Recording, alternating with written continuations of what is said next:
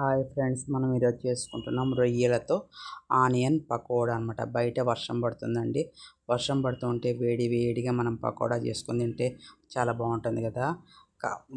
Onion pakoda అనేది common కదా, అలాగే కామన్గా కాకుండా కొద్దిగా వెరైటీగా క్రిస్పీగా అనేది మనం రొయ్యలతో అనేది పకోడా చేసుకుంటున్నామండి ఈరోజు. చూడండి, చాలా టేస్టీగా ఉంటుంది, అలాగే చాలా ఈజీ ప్రాసెస్ అనమాట. ఫస్ట్ ఒక 2 ఎర్రగడ్డలు అనేది సన్నగా అనేది కట్ చేసుకోండి. దాంట్లోకి కొద్దిగా కరివేపాకు వేసుకోండి, ఉప్పు వేసుకోండి, కారం వేసుకోండి, పసుపు వేసుకోండి, హోమ్ మేడ్ గరం మసాలా అండి. ఇది ధనియాలు జీలకర్ర పట్టా లవంగాలు అన్నీ కలిపి వేసిన ధనియాల పొడి అనమాట ఇది. అలాగే కొద్దిగా అనేది అల్లం తెల్లగడ్డ మసాలా కూడా కొద్దిగా అనేది యాడ్ చేసుకోండి.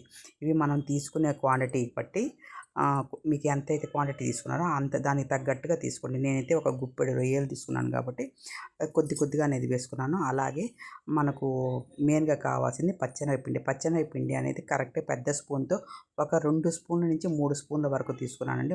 నేను తీసుకున్న రొయ్యలు అయితే ఇదనమాట. కరెక్ట్గా ఒక గుప్పెడు లెక్కేస్తే ఒక 25-30 ఉంటాయన్నమాట. మనం 2 నుంచి 3 స్పూన్లు అయితే పచ్చెనగపిండి అనేది తీసుకోండి. ఇవి తీసుకున్నాం కదా, ఈ రొయ్యలు అనేది నీట్గా క్లీన్ చేసి పొట్ట కూడా నీట్గా క్లీన్ చేసి పెట్టుకున్న రొయ్యలు అనమాట. ఖచ్చితంగా అనేది రొయ్యలు అనేది మీరు ఫ్రైకి కానీ ఏ ఐటెం చేసినా కానీ పొట్ట దగ్గర అనేది క్లీన్గా అనేది నీట్ చేసుకోండి. నీట్ చేసి పెట్టుకొని ఇప్పుడు మళ్ళీ సెకండ్ టైం అనేది మళ్ళీ కూడా కడుక్కొని వస్తున్నాను అనమాట. కడుక్కొని వస్తున్న అనేది రొయ్యలే అనమాట. మరి నీట్గా ఇలా అనేది నీట్గా ఆనియన్ అనేది బాగా కలిసి అనేది నీట్గా నలిపేసుకునేసి పిండి అనేది ఒక స్పూన్ అనేది యాడ్ చేసుకోండి. బియ్యం పిండి ఒక స్పూన్ యాడ్ చేసుకోవడం వల్ల అనేది వేసుకోండి. బియ్యం పిండి పకోడా అనేది గరం అనేది క్రిస్పీగా ఉంటుంది. గరం అంటూ మనకు చూడండి, మనకు రొయ్యలకి ఈ మసాలా అనేది కరెక్ట్గా అనేది సరిపోయేటట్టుగా వేసుకోండి. పచ్చెనగపిండి ఎక్కువైనా కానీ బాగుంటుందండి. కొద్దిగా అంటే కొద్దిగా అనేది వాటర్ పడుతుంది. ఎక్కువ వాటర్ వేసుకున్నా కానీ మనకు ఆనియన్లోంచి వాటర్ వచ్చేసి మరి జారుగా అయిపోతుంది, బాగుండదండి. ఇట్లాగా పొయ్యి మీద ఆయిల్ అనేది వెలిగించేసేసేయండి. వెలిగించేసిన తర్వాత ఇలా నీట్గా అనేది రెడీ చేసుకునేసేయండి. ఇలా నీట్గా రెడీ చేసుకున్న తర్వాత దీన్ని ఎక్కువసేపు అనేది మనం ఉంచకూడదండి. ఉంచామంటే ఆనియన్లో వాటర్ అనేది బయటకు వచ్చేసి మనకు జారుగా అయిపోతుంది. దానికని అప్పుడప్పుడే ఇన్స్టెంట్గా అప్పటికప్పుడుగా మనం కలుపుకున్నామా తయారు చేసుకున్నామా అన్నట్టుగా చేసి పెట్టుకోండి.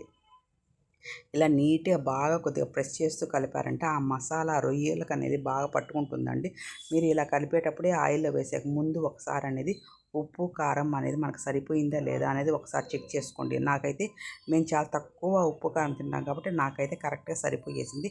ఆయిల్ కూడా కాగిపోయేసిందండి. నేను మీకు వేసేది చూపించడం క్లిప్ మిస్ అయ్యింది. నేను సెకండ్ టైం కూడా నేను వేసి చూపిస్తాను.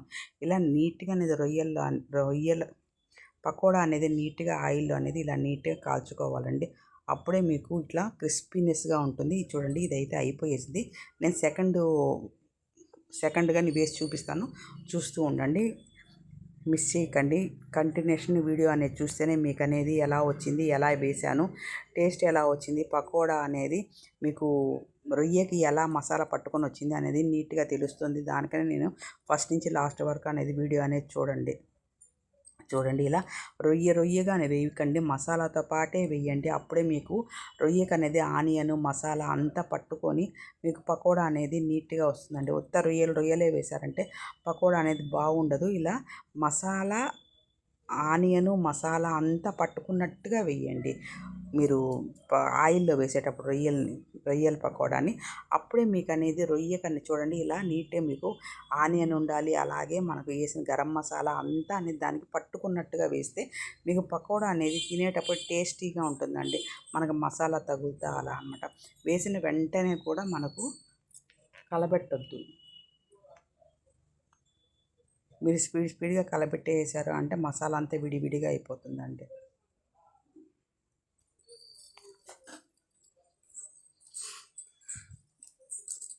చూడండి, ఒక సైడ్ నీట్గా ఏగిపోయింది అనుకున్నప్పుడు రెండో సైడ్ అనేది మీరు రివర్స్ చేసుకోండి. అప్పుడే మీకు అనేది నీట్గా ఈ ఎర్రగడ్డ ఇవంతా విడిపోకుండా నీట్గా ఉంటుందండి. మీరు గబగబా కలబెట్టేసారు అనుకోండి, ఎర్రగడ్డంతా విడిపోతుంది, దాన్ని పట్టుకున్న మసాలా అంతా విడిపోయేసి తనిగా అయిపోతుంది అన్నమాట. ఇలా నీట్గా అనేది రోస్ట్గా అనేది వేయించుకోండి. ఏగేటప్పుడే లాస్ట్లో ఏగేటప్పుడు మనం ఫస్ట్ చేసి పెట్టాం కదా పకోడా, ఆ పకోడా కూడా దాంట్లోనే ఆయిల్లో వేసేయండి. 2 సార్లు పకోడా ఏగడం వల్ల ఏంటంటే మీకు క్రిస్పీనెస్ ఎక్కువ బాగుంటుందండి, క్రిస్పీగా ఉంటుంది. నేను ఫస్ట్ టైం తీసిన ప్లేట్లో తీసి పెట్టిన రొయ్యలు కూడా మళ్ళీ వేసేసాను. అలాగే లాస్ట్లో కొద్దిగా కరివేపాకు అనేది యాడ్ చేశాను అనమాట దాంట్లోకి, పకోడాలోకి. చూడండి, మనం 2 సార్లు పకోడా ఏగడం వల్ల ఏమవుతుందంటే గరుం గరుం అని ఉంటుందండి. మీరు బయట చికెన్ పకోడా ఇవి తినేటప్పుడు కానీ చూడండి, వాళ్ళు 2 సార్లు అనేది ఫ్రై చేస్తారన్నమాట. ఒకసారి మామూలుగా రోస్ట్ చేసి పక్కన పెట్టేస్తారు, మళ్ళీ డీప్ ఫ్రై అనేది మనకు చేసి ఇస్తారు. అది ఎందుకు అంటే క్రిస్పీనెస్గా ఉంటుందండి, దానికని మనం 2 సార్లు అనేది వేసామన్నమాట. ఇలా రొయ్యల పకోడా అనేది వేడి వేడిగా చేసుకొని ట్రై చేయండి ఇంట్లో. వర్షాలు వచ్చేటప్పుడు చాలా చాలా బాగుంటుందండి. బయట వర్షం పడుతుంటే మనం ఇంట్లో వేడి వేడిగా పకోడా తింటుంటే చాలా బాగుంటుంది కదండి, టీ టీ తాగుతూ. ఇలా ఈ వీడియో కనుక మీకు అందరికీ నచ్చుతుందని అనుకుంటున్నాను. చూడండి, రొయ్యలకి అనేది మసాలా ఎంత నీట్గా పట్టుకునేసి ఎంత బాగా ఎంత మంచి కలర్ వచ్చిందో. నేను ఎటువంటి కలర్ అయితే వాడలేదండి.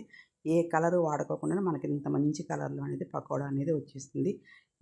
ఇటువంటి వీడియో మీకు నచ్చింది అని నేను అనుకుంటున్నాను. ఈ మంచి వీడియో నచ్చిందే కదా, ట్రై చేస్తారు కదా, ఒకసారి ట్రై చేసి చూడండి. బాయ్.